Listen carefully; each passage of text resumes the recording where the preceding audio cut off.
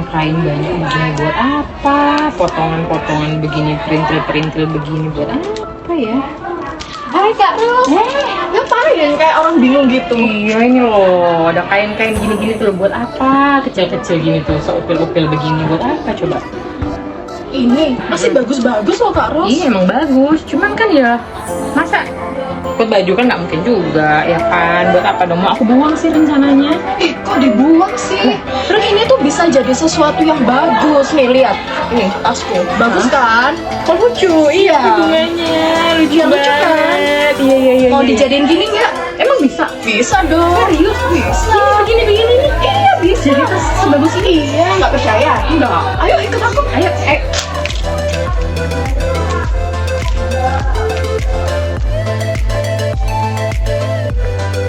Ayo Kak Ros, ini tempatnya. ayo.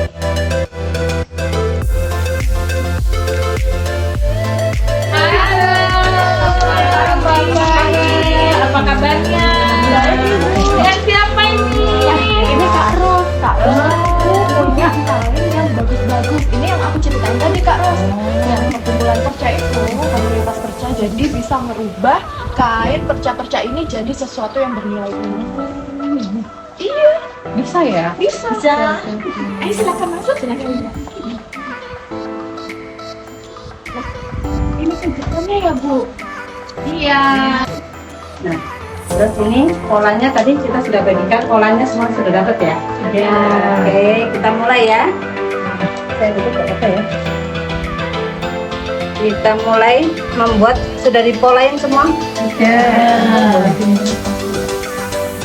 Nah, nantinya seperti ini. Yang sudah dipola, polanya enggak? Kalau sudah dipola semua, digunting sesuai ukuran dipola, nggak usah dilebihkan karena itu sudah termasuk kampu. Terus dijahit antara, kalau mau pakai tangan juga nggak apa-apa kalau belum punya mesin jahit ya. Dijahit keliling kecuali di bagian bawah.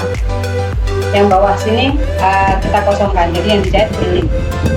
Setelah nanti dijahit keliling, kita balik seperti ini.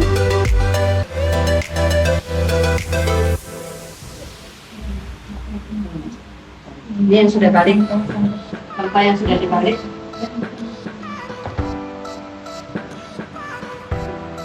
Seperti ini.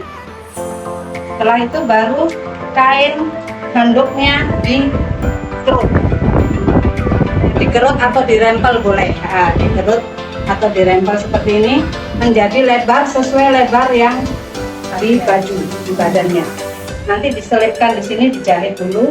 Nanti mungkin teknis jahitnya bisa langsung di mesin jahit kita ajarkan.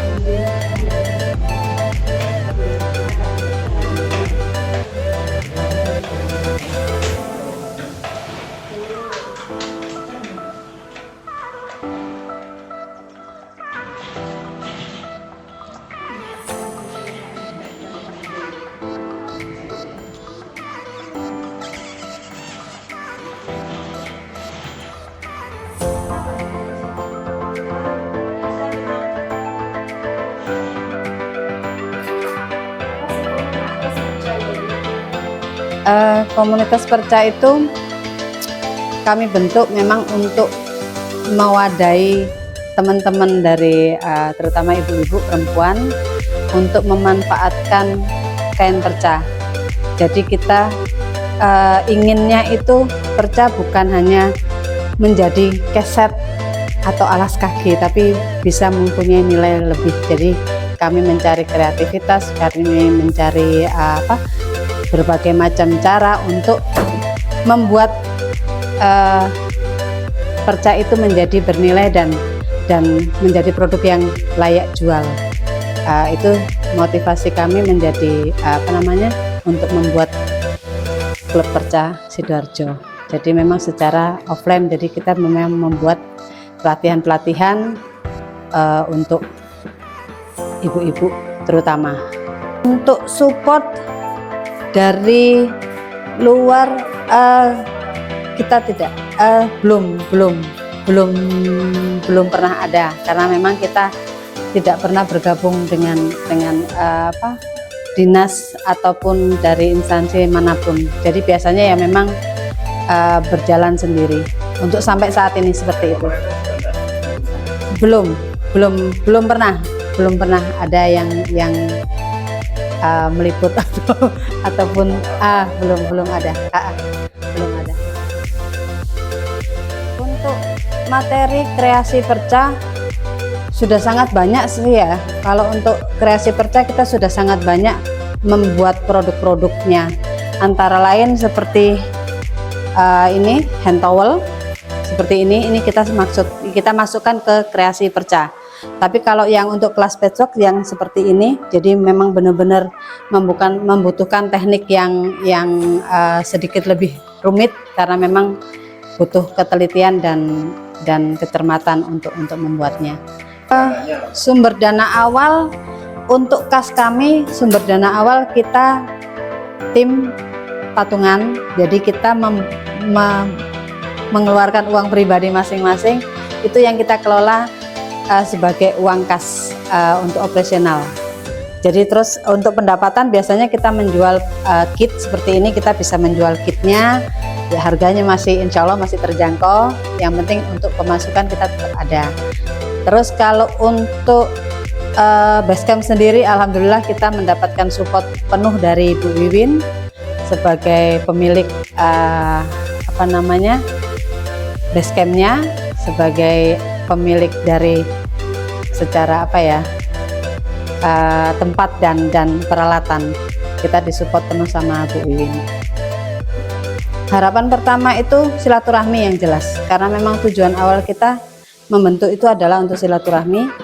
Kedua adalah memberikan keterampilan kepada ibu-ibu yang mungkin tidak punya kegiatan di rumah, ingin belajar keterampilan. Ketiga, sebetulnya ini tujuan yang belum kami capai sampai saat ini adalah penghasilan. Jadi kami ingin bisa mensupport teman-teman anggota itu juga dari proses penjualan produk-produk yang sudah mereka hasilkan dari belajar di klub perca ini. Cuman itu yang kita belum bisa laksanakan, belum terwujud, belum bisa kami maksimalkan untuk itu. Insya Allah ke depan. Ya, tanpa biaya, kita juga tidak menarik iuran bulanan, benar-benar free. Jadi datang hanya membawa perlengkapan sendiri, kalaupun tidak membawa perlengkapan bisa membeli kit di klub perca. Seperti itu. Kebahagiaan yang jelas. Karena memang itu adalah tujuan dari kita membentuk klub perca seperti itu. Jadi memang sebuah kebahagiaan, sebuah kebanggaan ketika apa yang kita berikan ke orang, walaupun itu hanya kecil sekali lah, masih sangat kecil sekali, tapi itu berpengaruh buat orang lain, bisa membantu orang lain, itu sudah sebuah kepuasan, sebuah kebahagiaan buat kami. Harapan sih tetap sama dengan misi awal, bahwa setiap ilmu yang kita cari, kita bisa salurkan ke teman-teman, kita bisa bagi ke teman-teman, dan teman-teman bisa mendapatkan mendapatkan manfaat dari itu.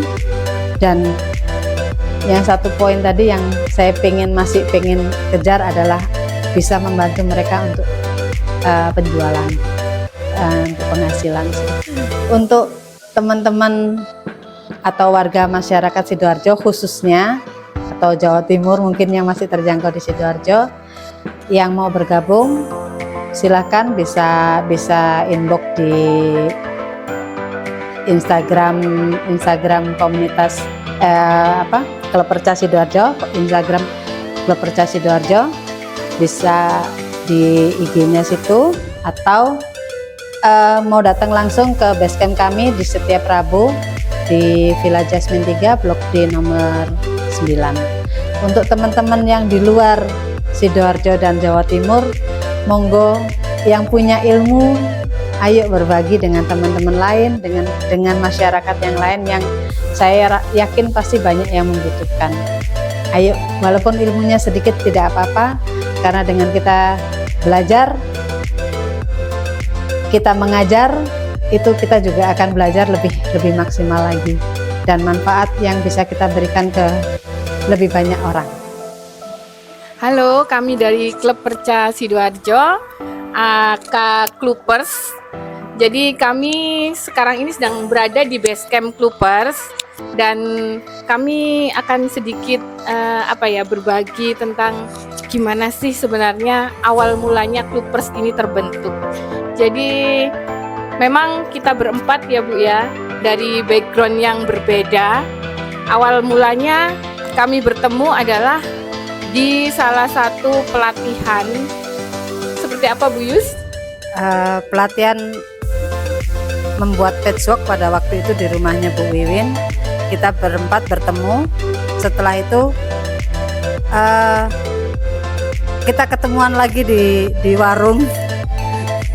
Ketemuan lagi di warung, ngobrol, dan akhirnya tercetuslah kita membuat grup atau klub perca ini. Awalnya ya tadi kita ketemu, sebetulnya kita sudah saling mengenal satu sama lain, cuman kita kebetulan bertemu di satu lokasi, di satu pelatihan, kebetulan di rumahnya Bu Wiwin di depan. Terus setelah itu kita ada obrolan sendiri, janjian ketemu di warung. Terus di warungnya Bu Wiwin juga pada waktu itu. Di warungnya Bu Wiwin juga. Terus akhirnya dari obrolan itulah kita punya ide yang sama.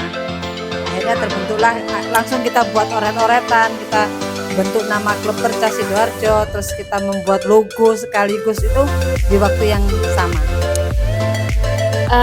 Dengan kita bisa berkumpul seperti ini, ada poin-poin yang menguntungkan juga buat kita ya, bermanfaat buat kehidupan kita. Yang pertama, kita itu punya satu wadah untuk berbagi ilmu. Nah, berbagi ilmu ini kan sebenarnya nggak bisa dihargai dengan materi ya, karena ilmu yang bermanfaat itu nantinya akan kembali ke kita, itu kan jadi pahala yang nggak ada putusnya gitu kan. Nah, itu poin yang paling utama. Nah, poin berikutnya itu kita bisa mengumpulkan ibu-ibu yang mungkin juga sama seperti kita, senang belajar crafter, terus mainannya sama kain-kain. Nah, kumpul jadi satu seperti itu juga memberi energi lebih ya buat kita belajar baru lagi seperti itu. Nah, dukanya, coba Mbak Feti, dukanya apa nih? Apa yang kamu alami? Biasanya dukanya karena nih yang berbagai banyak ketemu banyak orang yang berbeda-beda, ya itu macam-macam sifatnya, karakternya, ya wis jadi satu. Intinya sebetulnya bukan dibilang duka juga enggak ya, cuman itu adalah pembelajaran buat kita juga untuk mengenal orang lebih jauh, mengenal karakter satu demi satu anggota. Itu juga sebuah pembelajaran tersendiri buat kami. Tapi secara tidak langsung itu kalau ada apa-apa itu ya langsung, kalau misalkan kayak kita ada punya acara apa itu, ini katut semua ini malah kepikiran, oh nanti ini saya ajak, oh ini nanti gitu. Bukan lewat, ini mesti daftar list pertama gitu. Jadi kita tuh sudah kayak jadi bagian. Iya. Gitu. Bahkan acara kantornya suaminya Bu Wiwin, kita pun seolah-olah menjadi karyawan di sana. Ya alhamdulillah, ini kan sebenarnya saya kan dari ibu rumah tangga biasa yang memang, kalau saya memang bukan dari crafter terus aktif seperti mereka bertiga ya. Kenalannya pun juga dulu juga saya dengan Mbak Yus ini pertama kali tuh antara penjual dan pembeli, Iya, antara penjual dan pembeli secara online padahal dulu itu. Jadi nggak sampai tatap muka, sampai dari Jakarta, setelah itu pindah ke Sidoarjo itu baru kita ketemu. Itu pun setelah itu putus nggak ada komunikasi masnya, sampai enggak tahu setelah itu ketemu akhirnya terus mengalir lah akhirnya sampai jadi klubes seperti ini. Kebetulan rumah ini kan kosong, terus sama suami itu dia ditanya kalau memang nggak pakai ya kita jual aja kalau nggak bermanfaat ya jangan terus. Hanya kebetulan di rumah juga banyak mesin jahit yang kok nggak terpakai, dan Mbak Yus juga punya aktivitas crafter yang waktu itu berkunjung ke sini daripada kemana-mana, ini loh mumpung ada yang kosong bisa menampung lah, lumayan lah, banyak orang juga ada fasilitas. Terima kasih Bu Wiwi. Alhamdulillah juga memang waktu itu pertama kita rembuk juga gimana kalau kita berbayar atau free, itu kan ya alhamdulillah sampai sekarang kita free sampai dari semuanya, misalkan mungkin dari fasilitas baik itu listrik apa yang itu free, bahkan untuk kayak servis itu alhamdulillah ditanggung. Mungkin saya pribadi ya, karena ya mudah-mudahan nanti bisa menambah skill, menambah inventaris itu ya.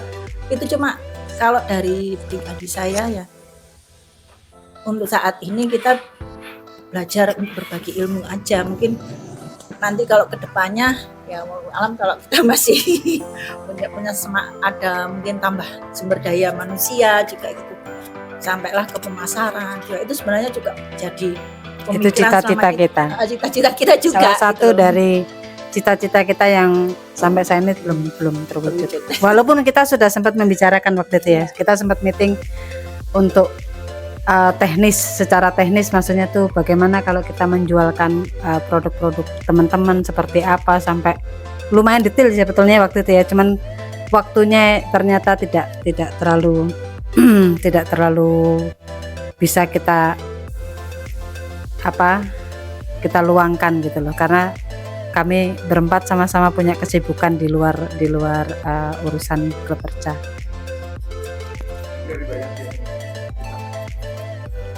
Kalau saya pribadi ya bertemu dengan 3 orang ini luar biasa. Karena saya sendiri sebenarnya orangnya itu nggak seberapa banyak bergaul gitu.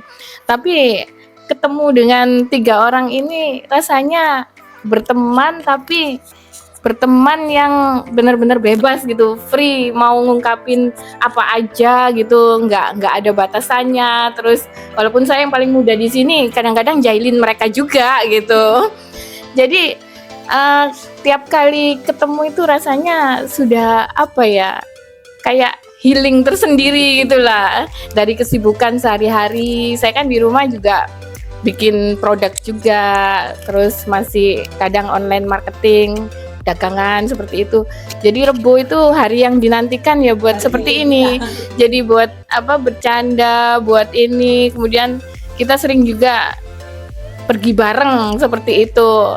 Kadang cuman belanja aja ke Surabaya, naik kereta berempat. Seperti itu hal-hal yang kebahagiaan yang kata orang sih receh gitu. Tapi sebenarnya itu berarti banget gitu. Kebetulan saya juga suami kan ini kerjanya di luar negeri, jadi sama mereka ini ya seperti sudah